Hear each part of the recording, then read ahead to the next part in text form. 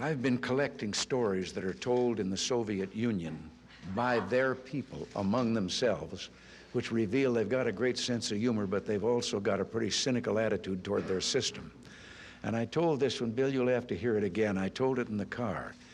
I didn't tell this one to Gorbachev. You know, there's a 10-year delay in the Soviet Union of delivery of an automobile. And only 1 out of 7 families in the Soviet Union own automobiles. There's a 10-year wait. And you go through quite a process when you're ready to buy, and then you put up the money in advance. And this happened to a fellow, and this is their story that they tell, this joke, that this man, he laid down his money, and then the fellow that was in charge said to him, okay, come back in 10 years and get your car. And he said, morning or afternoon?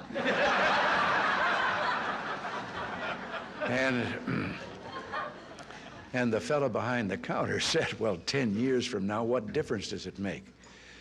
And he said, well, the plumber's coming in the morning.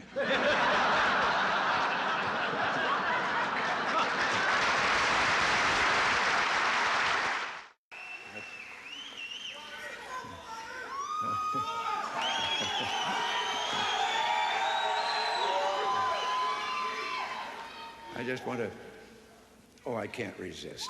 I'm supposed to quit right here. But, oh yes.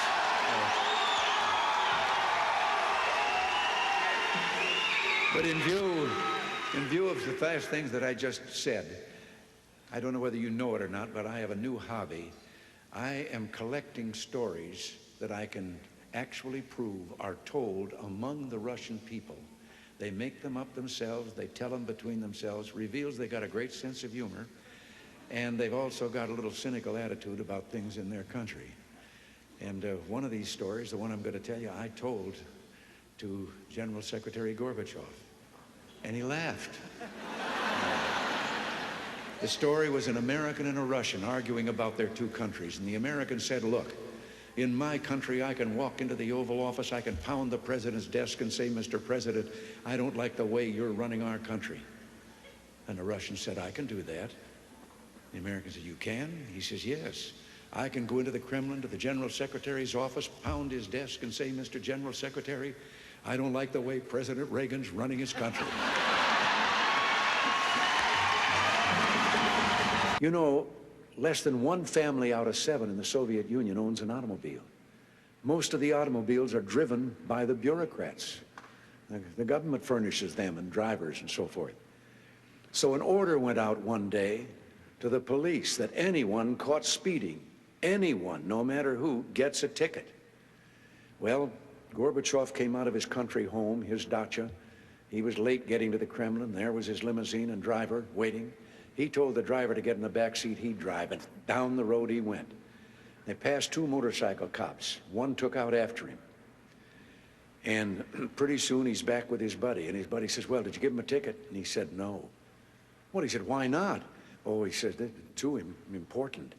Well, he said, we're told to give anybody a ticket, no matter who it is. Oh, he said, no, this one was too, I could. Well, he said, who was it? He said, I couldn't recognize him, but his driver was Gorbachev. One of the more recent ones that I heard was about the man walking along the street at night, Moscow. Soviet soldier called to him to halt. He started to run. The soldier shot him. And another man said, why did you do that? Well, he said, curfew. Well, he said, it isn't curfew yet. He said, I know. He's a friend of mine. I know where he lives. He couldn't have made it.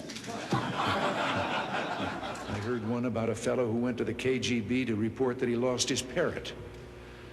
The KGB asked him why he was bothering them. Why didn't he just report it to the local police?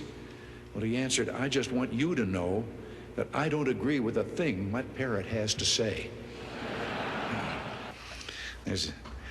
Which makes me think of a story. Everything makes me think of a story. About 3 dogs, an American dog and a Polish dog and a Russian dog. They were all having a visit, and the American dog was telling them about how things were in this country.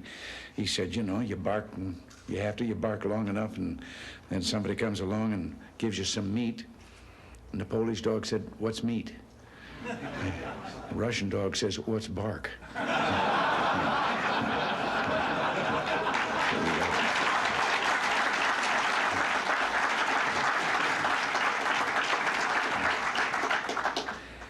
I have to interrupt right here and tell you that in one of my visits, I won't name him, I don't want to embarrass him, but one of the heads of state that I met with on this visit, he gave me one while I was on the way.